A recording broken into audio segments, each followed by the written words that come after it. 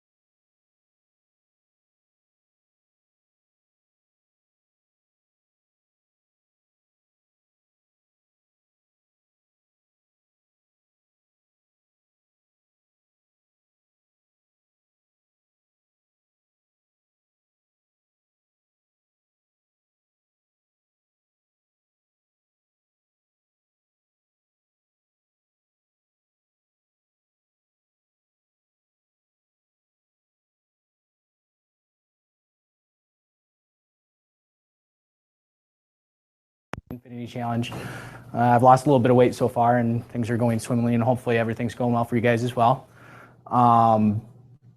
Weight training is very important to weight loss. A lot of people, I guess, misconstrue that you need cardio the entire time, but weights are very important. The more muscle mass you can put on your body, more calories you burn throughout the day without having to do any extra work other than the weight training. So throughout the rest of the day, your metabolism is risen from weight training.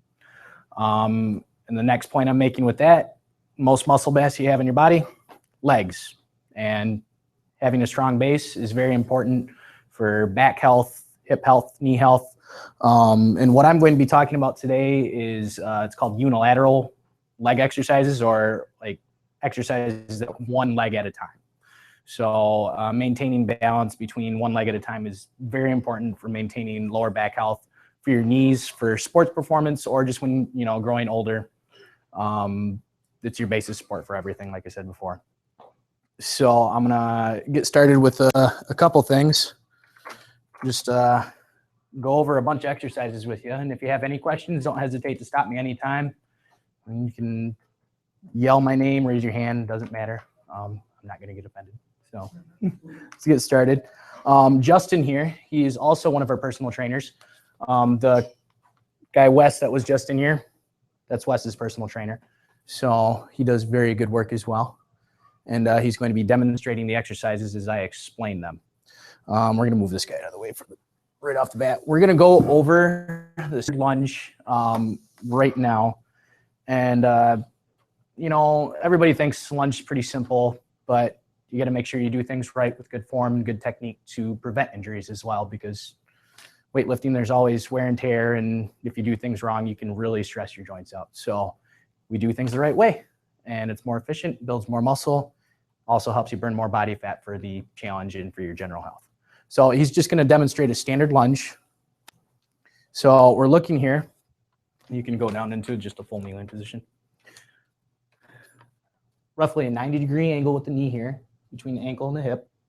So what he's doing here, not letting his knee drift overly forward. What would happen there, you get too much stretch on that back hip flexor, which can actually torque your hip out and cause stress there. And also with that knee traveling forward, you shift all that stress to what's called talar tendon right in front of the leg here. Over time can cause a lot of stress on your knees and make them very sore. So we try to keep the focus straight through.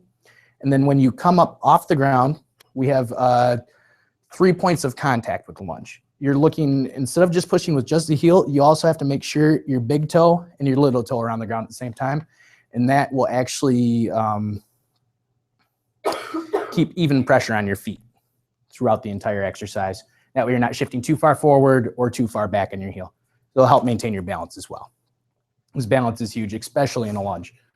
So go ahead and come up. You're driving through, you stand straight up, and then you can alternate and go back, take another step, down and then up. For the most part, you're going to want to maintain a relatively upright torso. This will depend on a couple things. Sometimes some people's hips are tighter than others, so they'll have to lean forward more. Not generally a big deal. If you think that's an issue, stretching is a very helpful thing for that. I think later on down the road, we're doing a flexibility course. I might end up teaching that. That's really my forte.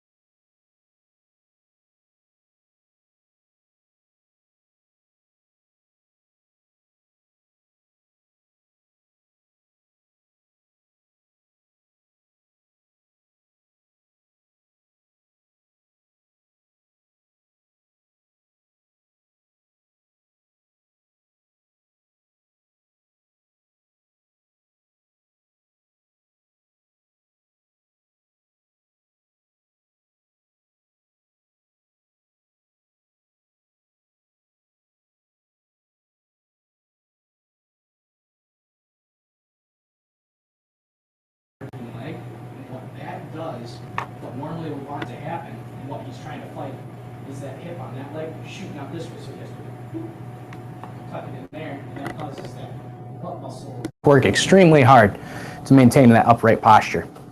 So if you're looking for a leg exercise and a butt exercise all in one, this is your go-to right here.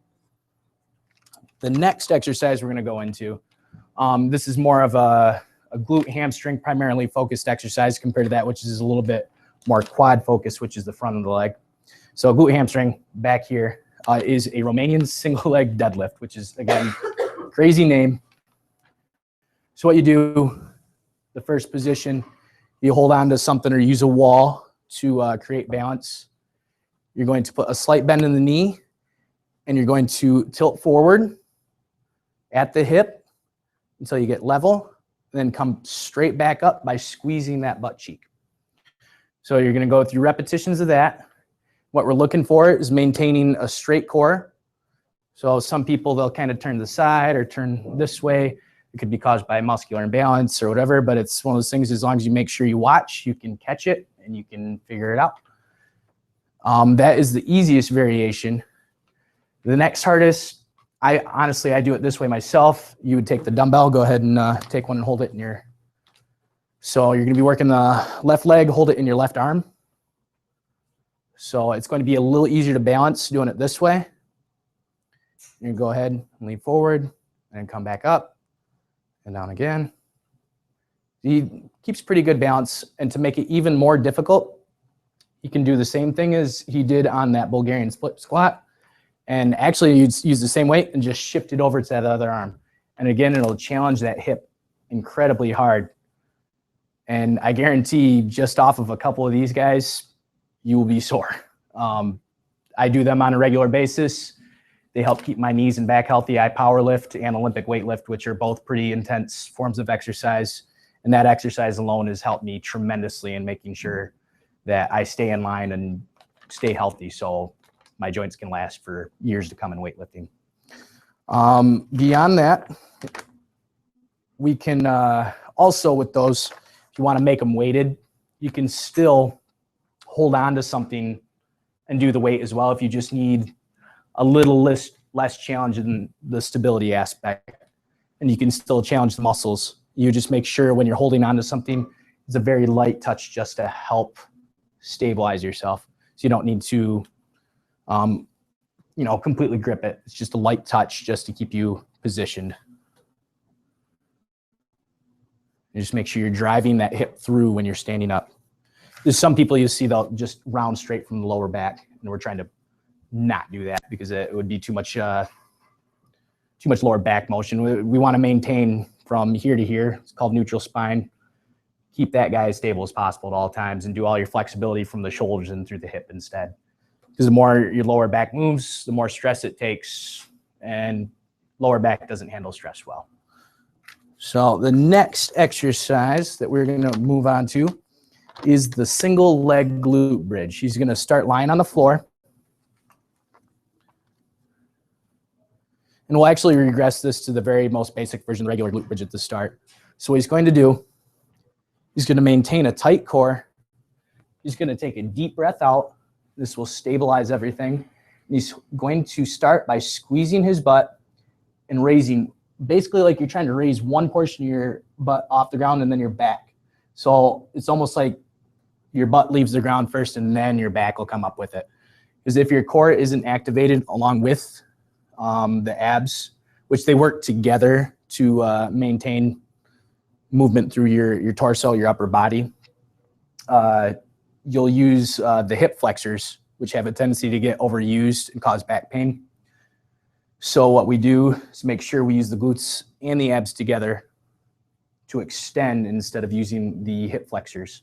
And that way, again, this is a very good exercise for helping improve lower back health, because a lot of people have really weak glutes. Anytime you sit in a chair for an extended period of time, chances are they're getting deactivated. So this is a good exercise for getting them warmed up and moving again, along with some basic stretches. Okay, so next we're going to move on to the single leg variation to make it unilateral.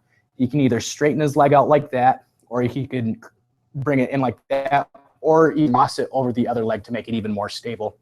And do that same exact motion. Just drive up. You might not get the range of motion that you would normally get if you were doing the double leg variation, but you're still, as long as you're feeling it through the butt cheek and slightly into the hamstring, you're good to go. So our next variation of this, we're moving on to the bench here. This increases the range of motion a little bit. What you'll do is put your shoulder, you can kind of put your elbows up there a little bit to help you support. And if you're a big guy like him, I'll need to hold this guy down so it doesn't slide away. But you'll do the same exact motion. Keep the core tight and squeeze with your butt. You're just driving through the air. It's called a total hip extension is what it's called when he's in that top final position. He's making sure he isn't arching his lower back and that his butt's squeezed very tightly and he's keeping his abs tight through the entire movement. And what he'll do for the next variation is move on to the single leg.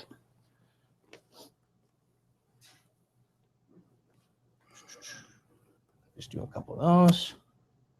Doing great. And generally, it's one of those exercises. Most of these guys, 8 to 10 repetitions each side is plenty. If you want to get a more cardiovascular aspect of it, 15 to 20, very beneficial. And you still get that muscle building along with it, which would be beneficial towards weight loss and building your strength as well. So you can also, with this exercise, weight it, which can add more resistance and give another dynamic to the exercise. And when doing it, you can use this guy. You would put it straight across the hips. And especially in the single leg variations, holding it with, this is called an easy bar, makes it a lot easier to balance. With the regular, some people use a flat barbell and it gets really teetery. With weight on this guy, you can balance it a lot better.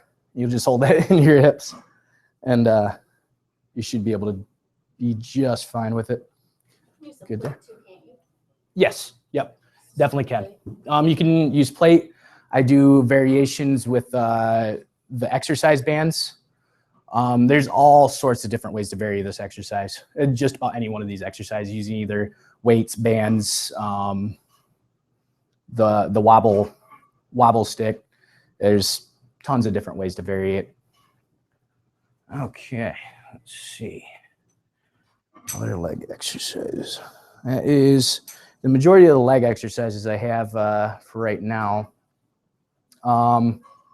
We can next probably just go over the step up, which is also very, it's a popular gym exercise, and also very similar to the lunge. We have the equipment here perfectly for it. So same thing with the lunge. He does step up on the box or the bench in this case. I'd be safer actually to use on a box, since even though there's not a lot of padding there, there's padding and it's an unstable surface. We don't want to make ourselves more unstable if we're loading ourselves and going up higher in the air. It just increases the risk of injury.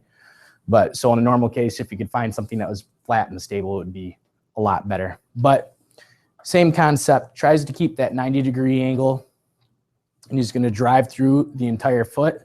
You will try to focus on squeezing your butt slightly. You can see he gets good extension at the top. He balances out.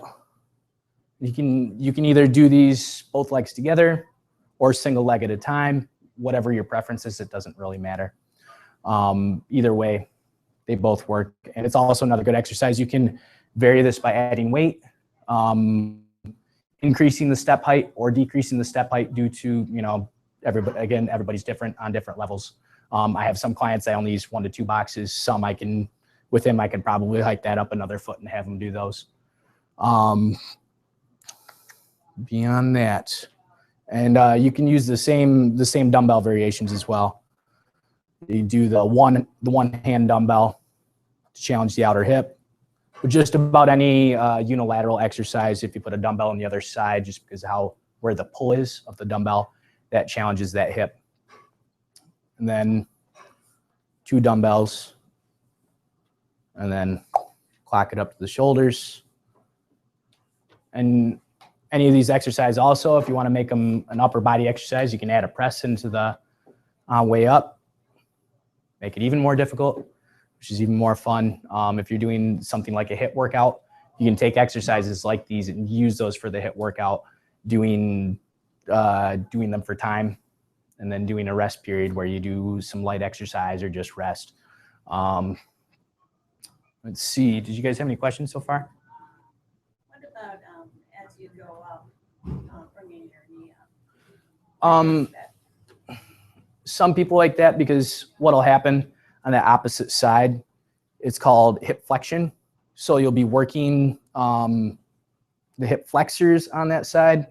I personally don't see a whole lot of value to that because there's no resistance. In terms of completing the extension, it might help you get that motion a little bit better, but benefit outside of that, I don't really see anything that would really help anybody that much. But not anything that's hurting you either. So. Would that be the order that you're doing this exercises in? I would probably start. I go from a little to larger flow. So what I would start with is probably the glute bridge first because they're the closest to your center of the body as all the glutes are, and then work out from there. So I would do those first. Then I would do the Romanian deadlifts. And then after that, I would go on to the lunge variations, either the step up, the Bulgarian split squat, or the lunge. Or just straight up squats? Squats are awesome. I squat 3 times a week and I love it. Squats are a great exercise. The main problem I see with most people with squats, they don't have the flexibility or core strength to do them properly. So honestly, most cases they need the proper coaching and technique work or stretching and core activation drills. A lot of people don't warm up properly for them, and if they were to warm up properly, they would go so much better, so much more smoothly. Squats, it's one of those exercises, they use more muscle in the body than any other exercise other than, say, a deadlift, which it's just picking a weight straight up off the ground. So you get the benefit of building the muscle. There's actually increases in, it's called growth hormone, which there's studies that show a correlation and reduction of body fat with higher increases. So squats have a tendency to help induce that. You're learning to coordinate your entire body together, which is helpful in everyday life and everything else. You get core work out of it, which obviously core work is very important. See benefits of squats. No, question. Yes. I did CrossFit for a while. Mm-hmm. And CrossFit squats are different than what I initially learned when I started doing squats at the 90-degree angle. Really, a squat, everybody squats different. You have to squat how you're built to squat. How I squat compared to, say, Justin squats, just due to, this will get a little technical, but everybody in terms of like their leg lengths, that can dictate the type of squat you have, how tall you are, muscle tightness, age, because the older you get, generally the less flexible you get. It's just kind of one of those things, is how it is. If somebody, say, you see somebody with, you have these two portions of your leg, this upper portion of the leg is shorter, they're going to be able to stay a lot more upright in their squat, and they don't have to sit back as far, so it doesn't look like they're sitting back as far. Whereas somebody who's really tall up here, they'll have to sit back incredibly far before they hit that 90-degree angle. So, and depending on the style of squat you're doing, there's Are you more a fan of the 90-degree angle, or the CrossFit squat, you go all the way down to your bumps almost on the ground? they would be considered a Olympic style squat, which it would be a high bar, which is what I do, but I don't go that deep because I do, for powerlifting, they only require that, it's called the hip crease goes below the bottom of the kneecap. There are benefits to both. The other squat where you go to 90 degrees is probably more a powerlifting style squat. It's a lot more glute and hamstring oriented, whereas a high bar squat, because you're sitting more straight down instead of sitting back, will be a lot more quad dominant and glute. So, and then again, a lot of that is dependent on how you're built. Because again, if you have really short femurs, a high bar squat, probably going to work a lot better for you. But you can vary your squat by say if you really want to stay more upright, because the more you get leaned over, the more torque you get on your lower back. Because if you think about it, that weight's going down and you're lean like this. That's what we refer to as shear force. And if you've heard of anything of that with shear force in joints, not really a good thing. So the same thing with the knees. But if you can keep that torso angle more upright, less shear force on your back, safer back. But there is it's kind of a, I wouldn't call it a catch-22, but you know, if you're able to stay more upright, chances are your knees are going to come farther forward, depending on how long your legs are or the limb lengths, and you might have more forward knee travel. Because of how I'm built, my knees don't generally go that far forward. If you watch Olympic lifting at all, which is a lot of the stuff that they do in the CrossFit, a lot of those guys, their knees go way far forward, but they don't have any issues because they have the proper flexibility. And it's huge having good hip and ankle flexibility. They all do. Initially, they'll initiate their squat by pushing the butt back, but they don't sit back as hard as, say, a power lifter would, because the power lifter is more focused on moving as much weight as possible, whereas the CrossFitter, they're just trying to increase their leg strength for all the other stuff that they do. So. That's a question. Yeah. Can you go over some of the kind of daily benefits of, you know, working your legs consistently and increasing your flexibility in your legs, strength in your legs? Gotcha. Daily, I mean, daily living, leg strength carries over to just about anything. Walking upstairs, carrying kids, carrying your groceries, having stronger legs will benefit all of that stuff. The stronger your legs are, the less stress your back has. And like I said before, the more work your back has to do, the less it's going to like you. I guarantee, since we're in the chiropractic center, Wes can tell you that real quick. When I started going to him, he gave me some leg exercises to do, and it just makes sense in terms of, you know, some things are made to move a lot and some aren't. That's why your knees bend so much, because they're made to move, whereas your lower back isn't really made that bendy for a reason. What were the other things you mentioned? That makes sense. Kind of covered what Oh, okay. I Gotcha. was going to ask about the lower back, because I think you mentioned that. Because I Yeah. have a tendency to get some lower back pain. Yeah. But I think in general, when my legs feel stronger, that pain alleviates. Yeah. A lot of that comes to having strong glutes and a strong core, strong abs, and having proper flexibility throughout the hips. Some people are overly tight through what they're called the hip flexors, and they have a tendency, the hip flexor, one of the main ones, attaches down here, crosses your hip, goes inside your body through everything, and then attaches to your spine. You'll see people, especially people that squat a lot, because that tightens your hip flexors. They call it Donald Duck syndrome. Your toes will point out, your butt sticks out. Or if you were to see somebody that wore heels a lot, that'll cause the same problems. Puts you in a bad posture, puts your back in a constant, it's called extension. And if you're in either way, you can be overextended or you can be overflexed, where you see the people, they have no butt.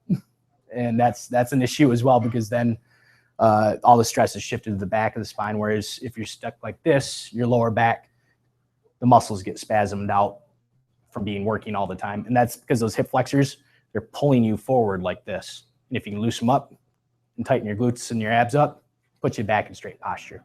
So the abs and the glutes are what keep you tight. And squats, if done properly, or most, actually, the single leg variations are very good for that, because sometimes with squats, you'll have a tendency to kind of shift to one side a little bit. Most people do over time. It's like you have a dominant arm. You'll have a tendency to use it more. Same thing with squat. So that's why I made the main focus was unilateral training, because if you don't do it, you'll get unbalanced really quick. And then again, you can cause that imbalance and shift that stress to your back really fast. So having proper flexibility through the hips is very important. And a really good stretch for that, actually, you'll just get right down in that that position that we would be in the lunge earlier. You're starting here. It's okay in this case because we're not shifting any stress for the knee to go over the toe. Your core tight. What you'll do, you'll breathe out forcefully, and that causes your abs to tighten. And if you think at the same time to squeeze your butt, that will get everything tight that needs to be tight. And then you can shift forward and also drive that knee through the floor, and you can stretch that hip flexor. And what you do with those stretches, you hold them for a while. There is a very popular physical therapist, works with a lot of CrossFitters. His name's Kelly Starrett. He, based off his studies, 2 minutes minimum holding a stretch for therapeutic benefits to actually get that muscle to chill. You can have some benefits from shorter time periods, but in most cases they found with studies 2 minutes minimum before you can really get that muscle to chill out. So that goes for if you're doing a hamstring stretch, a hip flexor stretch, any of those guys. The main things I'd say to stretch were probably in most populations are the hip flexor. And then I have noticed people have incredibly tight ankles. And when you have incredibly tight ankles, that can mess up your squats, your unilateral, and what it does. These guys are supposed to be flexible. This is only supposed to go through that range of motion there. When your knee has to start doing all this goofy work to compensate for your ankle, that's when you get the knee injuries. You'll see people, knees are coming this way, or they'll come up on their toes in their squats because they can't keep the weight balanced throughout their foot. That's because they have tight ankles.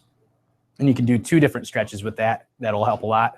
The first one is a dynamic stretch, which means it's a moving stretch. You'd come up to a wall here. Should be a couple inches away from the wall. It all depends on your flexibility as well. You brace your core, keep that weight. Actually, in this case, you'll keep it focused back in your heel. You'll shift forward. And you just touch the wall and then come back. And this is a dynamic stretch. You do like sets of 10 to 15. I would do this before, say if you're going for a run or a walk, or if you were doing a unilateral leg training session or squats, any one of those, this would be good, something good to do beforehand. Or if you're going, like I said, run or walk.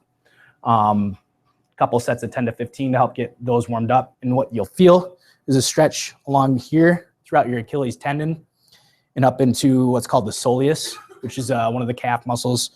You have 2 different main movers, the soleus and then the gastroc. Soleus doesn't cross this joint here, and that's why this works well for stretching that, because your knee's bent.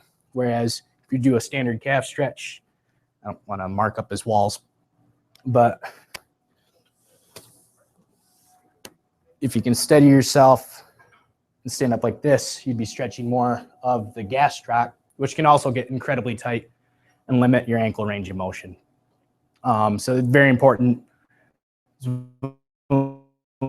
Those things, I had a lot of issues with back and knees, especially because I was powerlifting and trying to lift heavy things all the time. And I started stretching daily, and it solved 90% of my issues. So. A little bit after 7. Are there any more questions from you guys? So if I'm doing a leg workout one day, how many different exercises would you recommend? 3 to 4. That's it. Yeah, as long as you're doing probably 12, like 3 or 4 sets of 10 to 12. okay. As long as the intensity is high enough, that should be plenty. Yeah, and you do that.